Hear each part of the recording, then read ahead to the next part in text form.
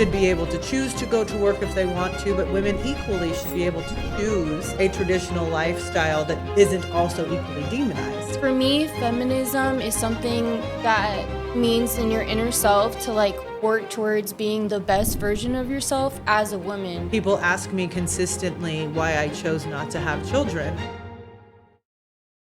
Welcome to the Daily Vixen. Today, I have the pleasure of having one of my employees who works for me at my law firm come and speak with us. I wanted to have Collette here with us because I think that she brings a new and fresh take on some of the things that myself and my friends and my family all think about where we are in life, where women should be in life, where working women should be in life. And so I thought that it would be really wonderful to have her come on the podcast today because on a consistent basis, she pops into my office at 4:45 to ask me very informational questions that are obviously going to take more than 15 minutes for us to discuss. So I thought that it was a perfect opportunity to have her on the podcast. So welcome and thank you for coming today. Thank you for having me. Of course. So I think that you are very outspoken and you really are kind of eloquent when you are talking about things that you are super passionate about, but I don't think that you necessarily align with all women that are around your age group. Is that a fair assessment to say? I think that's super fair, and that's only based on how I grew up and, my life experiences. So I think that has to do with a lot of it. If I didn't go through so much, I'd probably have the same mindset, but just the way I grew up kind of changed me to grow up mentally. Hey, quick break from the episode. I want to tell you about a new mastermind community I'm building with some incredibly high achievers. We're calling it The Den. It's a space for leaders, entrepreneurs, and visionaries who are ready to level up their business and their life. Coaching, networking, strategy, all in one place. And right now, you can get in completely free for 3 months. Link is in the description. Now back to the episode. Okay. And would you consider yourself a feminist or not? We always have this debate, but maybe when I'm speaking, it sounds like I'm super feminist, but it really depends on what the definition is to many people. It's different. So I'm in between. I don't know. Sometimes you change my mind. Sometimes I'm still stuck there.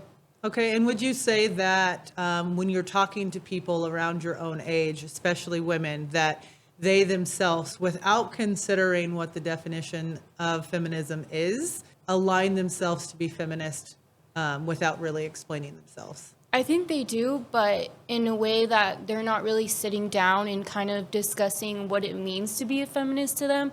I think it's just because it's been circling so much social media and everywhere else nowadays that it's just, let me hop on to the trend. But no one really sits down and wants to talk about it. Especially with some friends I have, it's always I just believe in women's rights, but what exactly are you fighting for? And with that in mind, what do you believe that feminism or being a feminist actually means? For me, feminism is something that means in your inner self to work towards being the best version of yourself as a woman. So for me, it's confined into gender. And so I know there's a lot that's limited and you might disagree, and this is what I like having discussions about. But for me, I see that a lot of the times women are not, put on the pedestal that men are.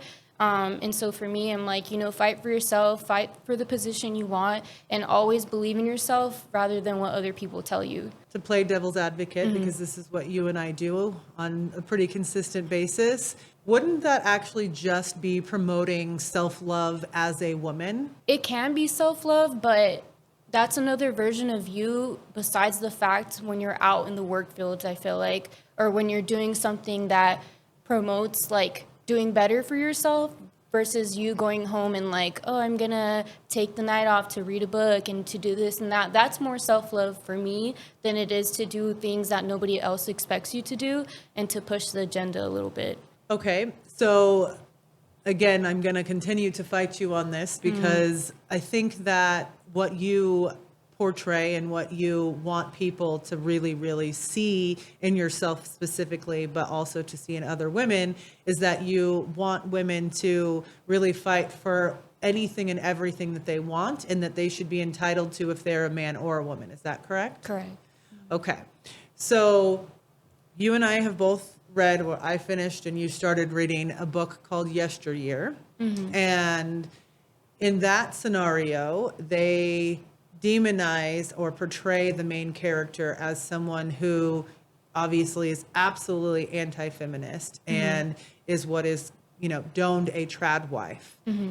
But if you're looking at it from the opposite, the devil's advocate scenario, couldn't you state that she was doing everything that she wanted while not portraying or falling trap into what would be considered a feminist viewpoint of women? If it's something that she wanted, I feel like how would she know that's the life that she wanted to live if she didn't live a different life, if she wasn't able to experience going outside of the trad wife world and doing what she wanted? It felt like, from what I read, because you read all of it, was that she was stuck and trapped more than that she was happy for where she was at, Right. But one of the themes of that book was that she put above her own happiness this perception of perfection. But that is what made her happy. And so I think that that's how we can get ourselves into like these weird conundrums when it comes to labeling everything nowadays, right? So you either are a feminist or you're anti-feminist, which doesn't really make sense because if you are a woman, it's very hard to like be super anti-feminist, to not believe that women have rights and that women should be able to choose to go to work if they want to, but women equally should be able to choose a traditional lifestyle that isn't also equally demonized.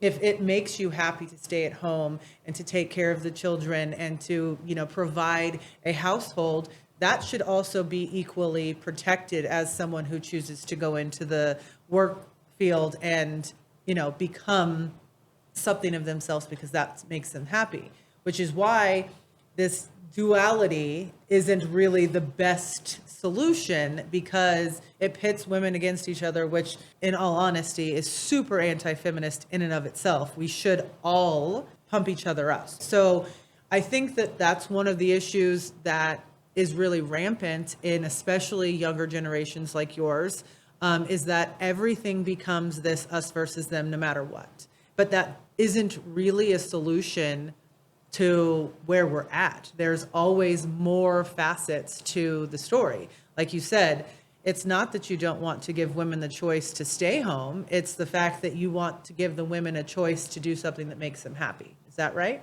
Correct. I think another idea or a way of looking at it, because I do see the conversation a lot, like we've talked about before, is Ballerina Farm.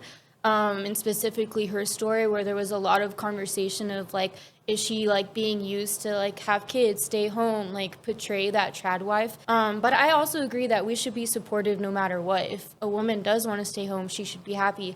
But I think the reason why it's such a hot topic and debate is because in our mindset, it's like, if you would choose to have that life, why does it seem like you're kind of stuck in that position other than having all these opportunities to do something else? Does that make sense, or do I need to clarify a little bit? I think it does make sense, but I also think that it's an unfair viewpoint, which I think is actually why the term trad wife came to be to begin with, is that there is this movement, and I think that it is being propelled by feminist women that say that if you choose to be a traditional stay-at-home mother and wife, that there is this now negative connotation that you are being forced to do it, that it's against your will, that because religion says that that's what you have to do, that's the only reason you're doing it.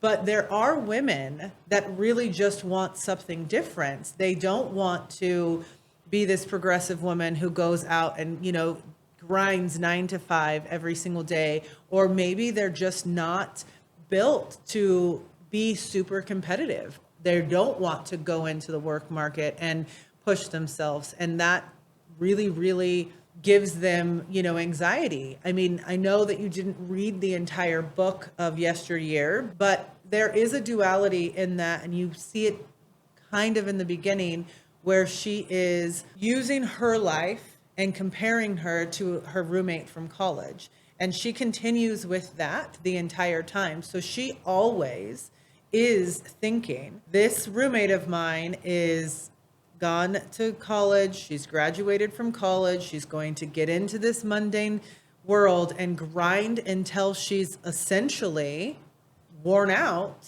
And she's doing that because that's what they're telling women to do now. And she's saying, like, that's not ever anything that I wanted, not because religion said she had to do something, but because she was able to say, this isn't for me. And again, I think that if we're really talking about a woman's right, it's a woman's right to choose whatever her happiness looks like without being judged. Do you think, in another stance, do you think that most people in the conversation of like, why would you choose to do that, comes from a protective place? Because I feel like there's so many consequences that can come from being a stay-at-home mom for so many years, not having any experience, not having a job, like staying at home. And then if anything happens, you know, like if a husband passes away or if you get divorced, they're kind of left with no option other than to stress out on like where they're going to live with no finances. And like, what do you think from that stance? And I agree. I think that there is always going to be a give and take in any decision that a woman makes. It doesn't matter. I don't care if it's to be a stay-at-home wife and mother, or if it's to enter into an executive type of world.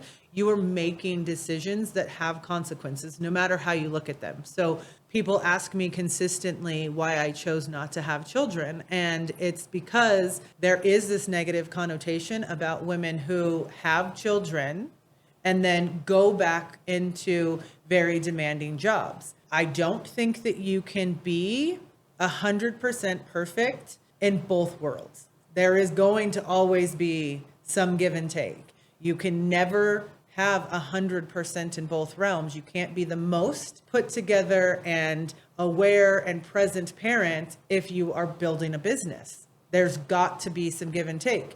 And equally, if you take time away from your business to be a really good parent, you're not growing as much as the person who is grinding 9 to 5. And yeah, there are certain people who can balance both, but they're not the top of their game in either realm. And so I think that, you know, from having had that viewpoint with my own life, with somebody, you know, constantly having judged me for not having children, I think that you're going to constantly have to make those decisions. And there's not anything that says that you have to be what is this 50s housewife version of staying home. But it also equally is that you can choose to stay home for, you know, the years prior to them going into school. You can, you know, get into some sort of a trade and work while they're at school. But there's still a negative connotation attached to women who are now capable of going out and being doctors and nurses and executives and CEOs and, you know, in the military, police officers, firefighters, or whatever, you know, their heart's desire is, that still choose to not do that. And they're looked at as lesser than. And I don't think that that's fair either, because I think that we need a really healthy balance. I think that you need someone in the world, whether it's men or women, to take care of these children. I mean, that's, at the end of the day, someone has to take care of children. And if you don't take care of children, even if you have all the money in the world, your children suffer. So I think that that's really, for me, my struggle with feminism is that you cannot have traditional values and try to even navigate what works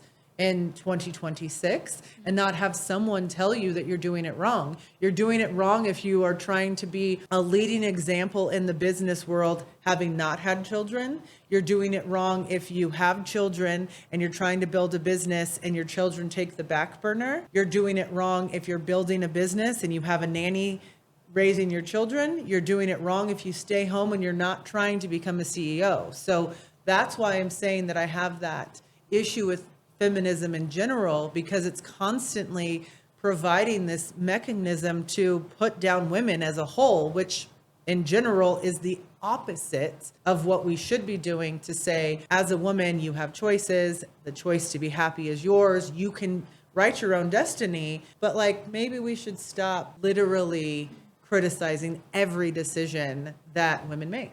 This is such a hot topic for me because, one, I'm also not a mother, but I always have like such a great opinion on whether or not we can like do it all. And my aspect of it is, if this falls under feminism, it's a way to uplift each other, to understand that you can do it. Like, you can create your own business and it won't be balanced, but nothing in life is balanced to me. If you can put in 50% to this, 40% to that, I mean, there's always going to be a missing piece. Someone's going to be unhappy. Why not just live it the way you want to live it? And in the aspect of children, growing up, seeing my mother work so hard until she actually gave birth to us is like something that I'm like, wow, I've always wanted to be such a hard worker like that, to be given the opportunity to grind at school, to have children until we're ready. Because, I mean, having children at 48 and then also working so hard, and as well as my father, he was also such a great dad with so many responsibilities. So for me, it was more of like, push me to be a really like prideful person, but also like working so hard for everything that I have without having anyone else help me. And that is the kind of mother I would like to be if I'm a mom someday, is to show them that you can do both. And I would also like for my partner to be equally involved, man or not. It's like, he's there, he's working the job that he has, but he's also at home just the same way I am. And we both give that each other that opportunity to be able to work and also raise our children.